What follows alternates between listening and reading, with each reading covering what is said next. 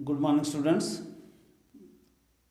पिछली बार हमने आपसे अच्छे से बात की थी डिफ्रेंशिएशन पर and I hope that you are having no confusion in your mind regarding differentiation. अगर ऐसा है तो आज हम इंटीग्रेशन पढ़ेंगे। Integration actually is the opposite of the differentiation. Differentiation में हम क्या होता है, हमारे पास काफ़ी बड़ी सारी चीज़ कोई है, उसके हम छोटे छोटे पीस निकाल लेते हैं, डिफ्रेंशिएशन उसको छोटा काट लेते हैं। इंटीग्रेशन में हमारे पास छोटी छोटी चीज़ें दी होती हैं, उसको हम सम कर लेते हैं, उसका हम पूरा टोटल वैल्यू निकालने की कोशिश करते हैं। एक तो समझने के लिए ये बिल्कुल सिंपल सा तरीका है कि इट्स द अपोजिट और it is the reverse of the differentiation. Physics में थोड़ा हम एक अलग एंगल से इसको देखते हैं। अब देखो फिजिक्स में हम कैसे इसको एक्सप्लेन करने की कोशिश करेंगे। सपोज दैट एक कोई फंक्शन था y is equal to F X, एक कोई फंक्शन था और इसकी जब हमने कर्व प्लॉट की, इधर था x इधर था y, तो सपोज किया कि हमारी कर्व जो है ये ऐसे आई है। Suppose it is p, it is q। एक कोई y इक्वल टू fx था और उसकी जब हमने कर्व प्लॉट की है तो वो इस तरीके की कर्व आई है। तो हम क्या करते हैं, यहां से p से एक आप परपेंडिकुलर ड्रा कर लीजिए x एक्सिस पर, ऐसे ही q से भी आप यहां पर परपेंडिकुलर ड्रा कर लीजिए x एक्सिस पर। अब इनको नाम दीजिए, ये सपोज करो l है, ये सपोज कर दिया m है। और अब मैं क्या चाहता हूं कि आप कोई ऐसा फार्मूला मुझे बताएं कि ये पी एल एम क्यू, ये फिगर जो हमारे पास बनी है, इसका एरिया निकालना चाहता हूं। आपने कुछ ज्योमेट्रिकल फिगर्स के नाम सुने होंगे और उनके साथ काफी सारी एक्सरसाइज भी आपने की होगी, जैसे स्क्वायर होता है, रेक्टेंगल होता है, रोम्बस होता है, पैरेललोग्राम होता है, ट्राइपीजियम होता है। ऐसे कुछ ज्योमेट्रिकल फिगर्स आपने कुछ अच्छे से स्टडी की होंगी और उनका एरिया निकालने का आपके पास फार्मूला होगा। अब अगर ऐसी फिगर आपके पास आ जाती है तो क्या कोई ऐसा आपके पास फार्मूला है कि जिस तरीके से जिसको यूज करके आप एक ऐसी फिगर का एरिया निकल जाए? शायद नहीं होगा। और ऐसे जब हमारे पास कुछ सिचुएशन आ जाती हैं तो उस समय हमें ये इंटीग्रल कैलकुलस जो होता है, with the help of integration we can find the area of the figure like that. सिर्फ एक ही शर्त है कि उसमें जो चेंज जो होती है वो कंटिन्यूस रहनी चाहिए, ये रहनी चाहिए। अब देखो इसकी इंटीग्रल कैलकुलस की मदद से हम कैसे निकालते हैं। हम क्या करते हैं, ये जो P से लेकर Q तक ये जो हमारा पूरा एरिया है, इतना जो डिस्टेंस है, इसको हम छोटे छोटे पार्ट्स में इसको हम डिवाइड कर लेते हैं। ऐसे ऐसे ये 1 हो गया, ये 2 हो गया, ये 3 हो गया, ऐसे and so on up to n strips बना लेते हैं इसकी हम छोटी छोटी स्ट्रिप्स। L से लेकर M तक हम इसको हमने छोटी छोटी स्ट्रिप्स बना ली, इसकी छोटे छोटे पीस काट काट करके बना लिए। And let us suppose that ये एक बीच में इसकी I स्ट्रिप थी, I, ये I थी, 1 2 3 ऐसे कोई I थी, ऐसे लास्ट में कहीं M थी। अच्छा जी, अब area of P L M M Q is equal to, हम क्या लिख सकते हैं, हम ऐसा लिख सकते हैं कि ये इस स्ट्रिप का एरिया प्लस इस स्ट्रिप का एरिया प्लस इस स्ट्रिप का एरिया प्लस ऐसे सो ऑन प्लस आई का प्लस सो ऑन ऐसे करते चलो प्लस एन का स्ट्रिप जो है उसका एरिया पूरा जमा करेंगे तो पूरा एरिया हमारा फिगर का निकलना है। तो मैं इसको ऐसा लिख सकता हूं कि area P L M Q is equal to sigma I is equal to 1 to n area of, इसको नाम दे देता हूं मैं A, इसको देता हूं B, इसको C और इसको D। Area ABCD। ये आपने सबमिशन के क्वेश्चन जब किए होंगे उसमें ऐसा कुछ किया होगा कि I is equal to 1 to n, I क्या हो गया 1 से लेकर n तक है, और जब 1 होगा तो एरिया ऑफ द स्ट्रिप 1, जब I होगा 2 एरिया ऑफ स्ट्रिप 2, जब I 3 होगा तो एरिया ऑफ स्ट्रिप 3, एंड ऐसे so on up to n। अच्छा, अब हम मान लेते हैं कि ये जो ए बी स्ट्रिप है ना हमारी इतनी सारी, ये ith स्ट्रिप है, तो हमने मान लिया कि इसकी दूरी यहां से लेकर ये है y, यहां से यहां तक इसकी हाइट है y, और ये जो डिस्टेंस है ये बिल्कुल छोटा सा डिस्टेंस है। आप वीडियो में ध्यान से देखें तो ये बिल्कुल छोटा सा डिस्टेंस है। अब इधर तो x है तो इसको मैं मान लेता हूं ये डिस्टेंस जो है तो इट इज डेल्टा x, इसको मैं डेल्टा x मानता हूं। और अब चूंकि n हमारा नंबर काफी सारा बड़ा है और ये डिस्टेंस जो है तो ये मुझे बिल्कुल ऐसा लग रहा है जैसे बिल्कुल ऐसे सीधा है, it is parallel to x axis. मतलब कहने का कि ए बी सी डी जो स्ट्रिप है उसकी शक्ल रिजेंबल कर रही है किसके साथ, एक रेक्टेंगल के साथ। और अब ये रेक्टेंगल के साथ ऐसे नहीं करेगी, जब आप बड़ी बड़ी स्ट्रिप बनाएंगे फिर नहीं करेगी, लेकिन हमने माना है कि n नंबर बहुत बड़ा नंबर है, हमने बहुत सारी स्ट्रिप्स इसकी बना दी हैं और ये डिस्टेंस बिल्कुल छोटा है, इसलिए dx भी नहीं लिखा हमने डेल्टा x लिखा है, ये बिल्कुल छोटा सा डिस्टेंस है। तो ये जो स्ट्रिप जो हमारी है ए बी सी डी, ये जो फिगर जो है तो ये रिजेंबल कर रही है किसके साथ, एक रेक्टेंगल के साथ। अगर रेक्टेंगल के साथ ये इसकी फिगर जो है तो ये रिजेंबल कर रही है तो area of A B C D किसके बराबर हो जाएगा। अब जो रेक्टेंगल का एरिया किसके बराबर होता है, लेंथ इनटू ब्रेड्थ। इसकी लेंथ है ऐसे है डेल्टा एक्स, ऐसे है वाई, तो ये आएगा वाई इंटू डेल्टा एक्स। अच्छी बात है, इज इक्वल टू वाई किसके बराबर था, F x into delta X आ गया। अब इसको इसमें पुट कीजिए तो area of the figure P L M Q is equal to sigma I is equal to 1 to n, area of ABCD था, ये आ गया F x into delta X. अच्छी बात है जी।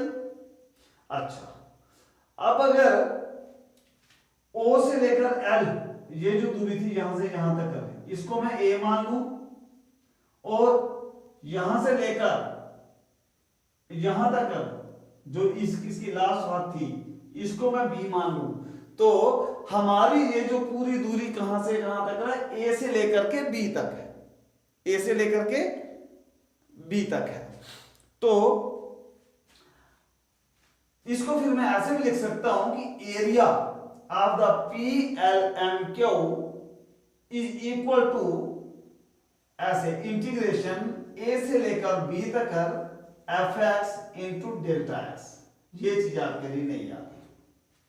अब इसमें हम इंटीग्रेशन को इंट्रोड्यूस करते हैं, इंटीग्रेशन की डेफिनेशन को इंट्रोड्यूस करते हैं। इंटीग्रेशन की डेफिनेशन क्या हो गई, इंटीग्रेशन इज अ समीशन। ये समीशन है, यहां से लेकर यहां तक करी इन स्ट्रिप्स को जमा करने का एक तरीका है।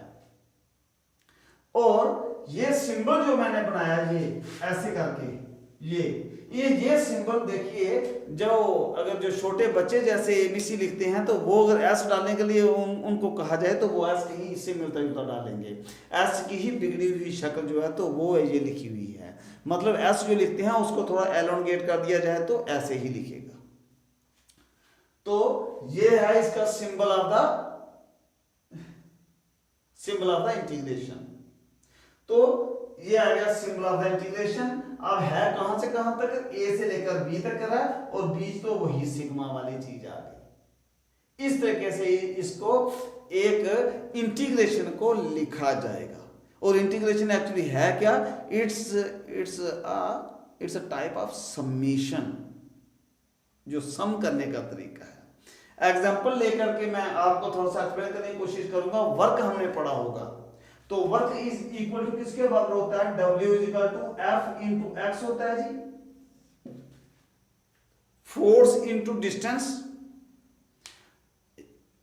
अच्छा, अब लेकिन एक बात इसके लिए कहते हैं कि फोर्स कांस्टेंट होनी चाहिए। अब आपको पता है कि फोर्स इंटू डिस्टेंस जब हम निकालते हैं तो वो फोर्स कांस्टेंट पूरे उस एक्स में नहीं रहती है, तो हमारे लिए बड़ी दिक्कत आती है कि हम कैसे निकालेंगे।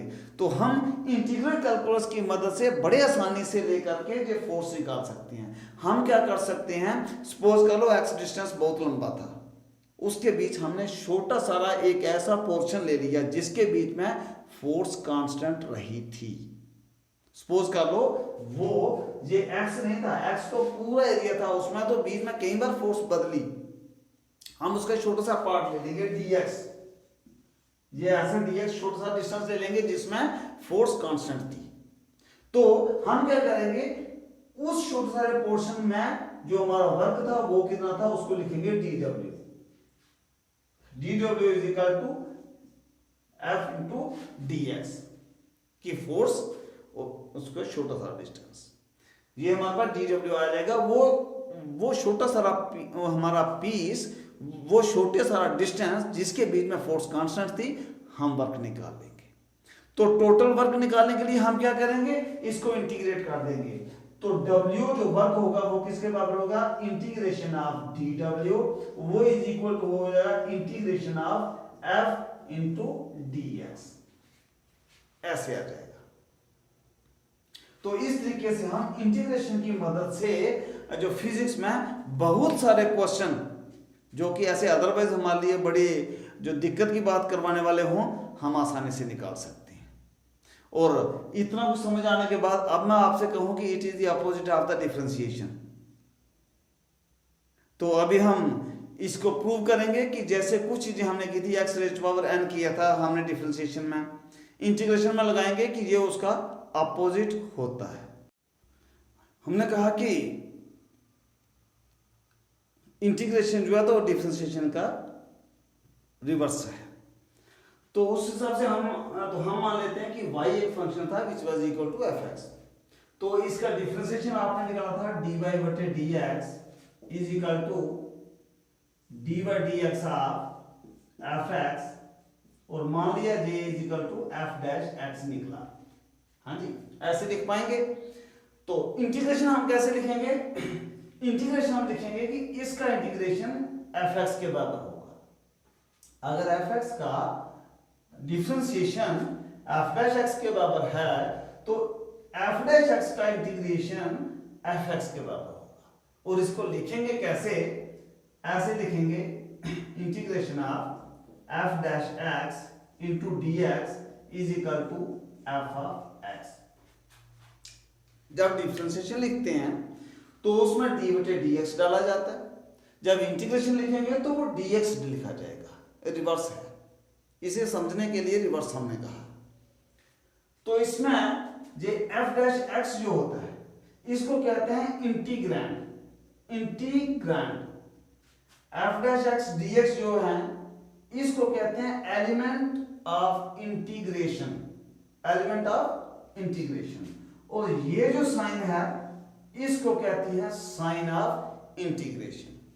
ये साइन आप देखें जैसे s अगर लिखा जाए एलोंगेट करके थोड़ा, तो ऐसी शक्ल इसकी बनती है। और वैसे भी हम जानते हैं कि जो इंटीग्रेशन है तो it is actually a summation, as for summation, और वही शक्ल तकरीबन इसकी है। इसलिए ये sign of integration, f dash x जो था इट इज इंटीग्रांड, और ये पूरा जो है it is element of integration, element of integration. अब हम थोड़ा इसको एक आपका एग्जांपल लेकर के जो हमने डिफरेंशिएशन की थी वहां से हम आपको बताएंगे कि इसका पूरा रिवर्स कैसे हो जाता है। आपने पढ़ा था dy dx of x raise to power n निकाला था, वो आया था n into x raise to power n minus 1 निकला था। एब इनिशियो मेथड से निकाला होगा आपने। तो अगर dy dx of x raise to power n plus 1 होता तो क्या आता, इसको जब आपने काफी सारे एग्जांपल किए होंगे तब आपने ये देखा होगा कि रेज़ टू पावर पीछे आ जाती है और ऊपर की रेज़ टू पावर 1 कम हो जाती है। जब आप डिफरेंशिएशन निकालते हैं तो x रेज पावर n था तो n पीछे आ गई इधर और ऊपर जो रेज पावर है वो 1 कम हो गई। अगर n+1 यहाँ होता तो n+1 पीछे आता into x raise power n+1 तो पहले था और 1 इसमें से कम हो जाता, तो ये आ जाना था n+1 into x raise power, ये 1 और 1 काटेगा n, मतलब इसका डिफरेंशिएशन करेंगे तो ये आया, इसका मतलब इसका इंटीग्रेशन करेंगे तो ये आना चाहिए। अब देखिए हम निकालते हैं, इसका मतलब है कि integration of n+1 raise to power into x raise power n into dx is equal to x raise power n+1 होना चाहिए। अभी देखिए फिर क्या होगा, अब हम x के साथ, हाँ इसको पढ़ा कैसे जाता है, इसको पढ़ा ऐसे जाता है कि जब हमने इसकी बात की थी यहाँ की, तो ये है integration of f dash x with respect to x is equal to fx। और यहां कभी कभी आपको जो हमारे मैथमेटिक्स वाले बच्चे हैं c जमा भी करेंगे इसके साथ, ये कांस्टेंट ऑफ इंटीग्रेशन, तो कांस्टेंट ऑफ इंटीग्रेशन होता है। लेकिन हमारे फिजिक्स में जितने क्वेश्चन आते हैं उसमें इतनी ज़्यादा डीप में इतनी हम आगे नहीं जाते हैं, इसलिए हम ये कांस्टेंट होते हैं इसको तकरीबन 0 मान करके चलते हैं। लेकिन जब आगे वाली क्लासों में जब आप जाएंगे तो उस समय आप ये 0 नहीं लिखेंगे, उस समय इसकी कोई वैल्यू ऐड बीच में हो जाएगी, तो इसको कांस्टेंट ऑफ इंटीग्रेशन कहते हैं। तो इसको बोलेंगे ऐसे, integration of f dash x with respect to x is equal to fx plus a constant of integration. तो हम बात कर रहे थे यहां से कि इसका इंटीग्रेशन करेंगे तो ये चीज आ जानी चाहिए, तो हमने इसका इंटीग्रेशन किया, ये with respect to x is equal to x raise power n+1 x raise power n+1। तो अब देखिए, अब हम इसको इंटीग्रेशन कर रहे हैं विद रिस्पेक्ट टू x, मतलब ये वेरिएबल है तो n+1 हमारा कांस्टेंट है, तो n+1 बाहर निकल जाएगा, अंदर बचेगा x raise power n into dx is equal to x raise power n+1, वैसे का वैसे।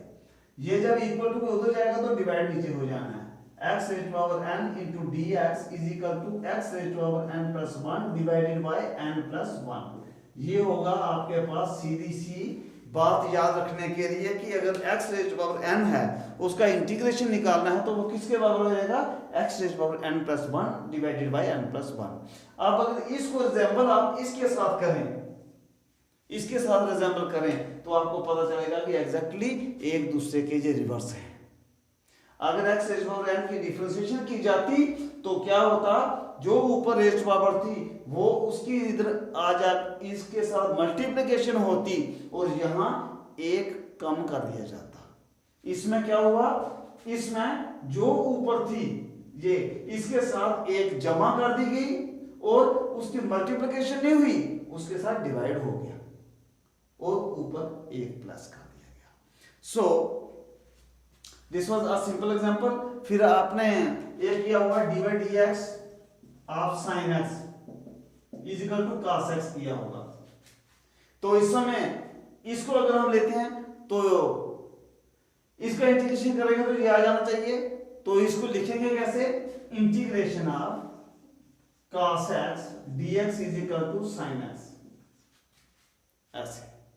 और अगर साइन का होता तो integration of sin x dx is equal to minus cos x हो जाएगा, जैसे कि इसका जो डिफरेंशिएशन है वो माइनस sin x होता है, इसलिए sin x का डिफरेंशिएशन करेंगे तो वो माइनस cos x आना है। फिर एक दो इसमें थ्योरम है जो आपको प्रूव तो नहीं करनी है लेकिन आपके दिमाग में क्लियर हो जानी चाहिए कि ये ऐसी कुछ थ्योरम्स होती हैं, जैसे integration of c u dx है, सी u इंटू dx है, मतलब c एक कांस्टेंट है, u वेरिएबल है जिसके इंटीग्रेशन हम विद रिस्पेक्ट टू x कर रहे हैं, तो इसको हम लिख सकते हैं ये जो कांस्टेंट होगा ये बाहर आ जाएगा। जैसे अभी हमने यहां बात की थी, आपको हो सकता है उसमें परेशानी आई हो कि ये कांस्टेंट कैसे क्या कर गए सर, तो ये एक थ्योरम है कि अगर किसी एक कांस्टेंट के साथ यहां मल्टीप्लिकेशन हो रही है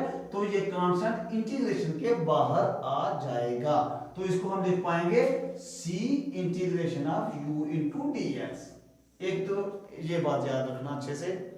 फिर उसके बाद दूसरी एक थ्योरम ये है कि integration of u plus minus v plus minus डब्ल्यू इंटू डी एक्स अगर हो, u v और w तीन कोई वेरिएबल्स हों कि जिनकी हमने integration with respect to x लेनी है, तो इसको हम कैसे लिख पाएंगे? इसको हम ऐसे लिख पाएंगे कि integration of u into D X, आगे plus minus integration of v into D X और plus minus integration of w into D X. मतलब अलग अलग करके उनको हम लिख सकते हैं, उनको निकाल सकते हैं। तो ऐसे ही आपको मैं इसके साथ कोशिश कीजिएगा कि एग्जाम्पल खूब सारे आप निकालिएगा, और एग्जाम्पल निकालते समय जो को आपके दिमाग में क्वेश्चन आए तो उनको आप कमेंट बॉक्स में लिखिए। एक चीज़ मैंने इसमें आपके लिए छोड़ी है कि वो आपको शायद उसमें दिक्कत आएगी कि जैसे ये यहाँ था तो n की वैल्यू यहाँ पर जो -1 नहीं हो सकती है। अगर n की वैल्यू -1 इसमें होगी तो यहां 0 आ जाएगा डिवाइड के नीचे, और अगर x की रेज पावर -1 होगी, n की रेज पावर -1 होगी, उसके लिए फार्मूला और बनता है जैसे डिफरेंशिएशन में आपने ये देखा था कि log बन जाता है, वो log हो जाएगा। अदरवाइज जो सिंपल जो आपके क्वेश्चंस होंगे वो इसके साथ तकरीबन चलेंगे, और ये काफी सारे जो क्वेश्चंस होते हैं इसके साथ निकलेंगे। यानी हो इसके साथ कुछ मैं एक टैग करके एक आपको पेज भेजूंगा, उसमें इंटीग्रेशन के फार्मूले सिंपल जो हैं वो लिख रखे हैं, उनको अच्छे से दिमाग में बिठा लीजिएगा, एक दो बार ट्राई कीजिएगा, और जो बच्चे उनको निकालना चाहें, उनको सॉल्व करना चाहें, दे आर मोस्ट वेलकम। जो मैथमेटिक्स वाले बच्चे हैं उनको तो सॉल्व करने ही हैं, लेकिन जो मेडिकल वाले बच्चे हैं उनके लिए शायद उनको सॉल्व करने की ज़रूरत नहीं है। सिर्फ उनको ये थोड़ा सा कंसेप्ट होना चाहिए कि इंटीग्रेशन है क्या, और इंटीग्रेशन किसी अगर आपको नंबर का या किसी आपको फिजिकल क्वांटिटी का निकालने के लिए आ जाता तो वो निकाल पाएँ। एनी हो आई होप कि आपको अच्छे से समझ आ गया होगा। तो एवन अगर आपको कोई दिक्कत कहीं महसूस होती है तो आप कमेंट बॉक्स में जरूर लिखिएगा। I try my best to explain all the queries that are being sent by you. Okay, thank you very much for watching this video. Stay home, stay safe. Thank you very much.